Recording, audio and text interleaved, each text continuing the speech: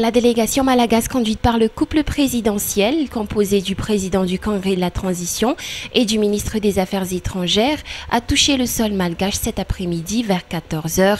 Elle a été accueillie par quelques membres du gouvernement, dirigée par le Premier ministre, le général Albert Kami Vital. La mission a été satisfaisante et fructueuse, a affirmé le président de la Haute Autorité de la Transition, Andry Rajoelina, à ce jour, quand il s'est adressé à la presse, dressant un résumé de la mission qu'il a conduite en terre zambienne. Il a souligné qu'il a pu s'entretenir avec le vice-président zambien ainsi qu'avec le secrétaire général de la COMESA. Une occasion pour lui et sa délégation de rappeler une fois de plus la situation politique réelle qui prévaut dans la Grande Île, de manière à ce que ces derniers peuvent apporter leur aide dans la tenue des prochaines élections. Les fruits des diverses rencontres serviront à mettre en place la décision à prendre pour résoudre la crise malgache.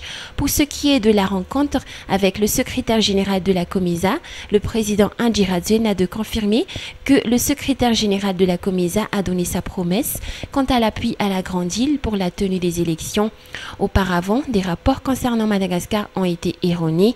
Pour le cas de la COMESA, cette rencontre est la toute première.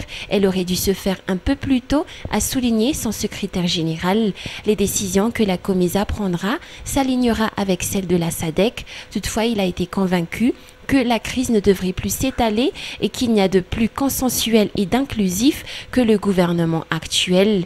Le président de la Haute Autorité de la Transition de souligner que d'autres rencontres auront encore lieu avec d'autres personnalités issues des autres pays membres de la SADC. Il a rappelé que la tenue des élections dans son pays est un droit souverain du peuple malagasy et c'est également la seule issue vu que la crise durera bientôt 4 ans.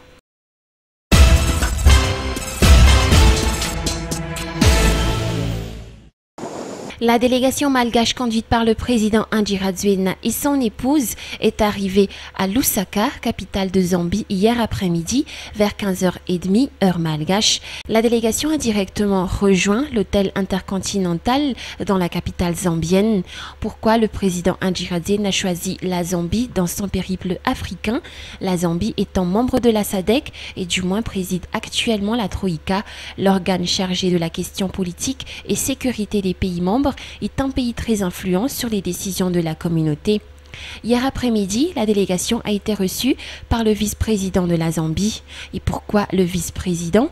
Normalement, la délégation présidentielle aurait arrivé en Zambie la veille, mais suite à l'acte de sabotage dans le jet privé du président était victime, le départ pour la Zambie a été ajourné hier matin et compte tenu des obligations du président Banda, il n'a pu s'entretenir avec la partie malgache.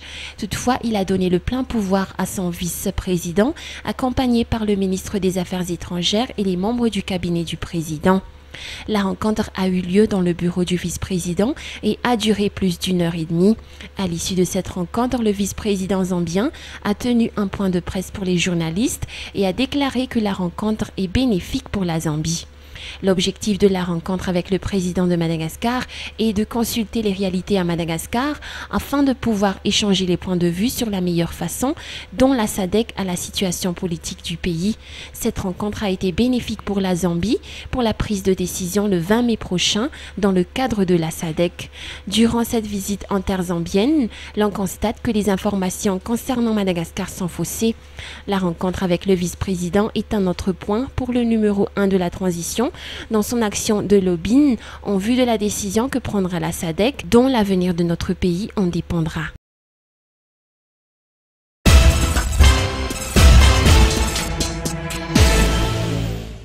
Des personnes de bonne volonté, au courant de ce qui se passe réellement à Madagascar, ont voulu prêter main forte à la Grande Île et au peuple malagasy et apprêter l'avion qui a permis à la délégation malagasy, conduite par le couple présidentiel, de s'envoler en Zambie vendredi suite à la défaillance technique survenue à l'autre appareil jeudi qui devait l'amener. Un des atouts du régime actuel, la connaissance et les relations qu'il a à l'international, lui permettant de résoudre des problèmes de ce genre, a souligné le président de la Haute Autorité de la Transition Andy Radzuin, rappelant que la délégation malagasy devrait s'envoler pour la Zambie jeudi dernier. Le vol a été reporté vendredi suite aux problèmes techniques survenus. L'enquête a déjà été entamée et suit son cours actuellement, comme il a été demandé par le président de la Haute Autorité de la Transition Andy Radzuin. L'appareil qui a présenté une défaillance technique a été immobilisé au sol. Toutefois, a souligné Andy Radzuin, il faut noter qu'aucun frais ni contrepartie n'a été demandé quant à l'utilisation de l'avion qui l'a ramené en Zambie.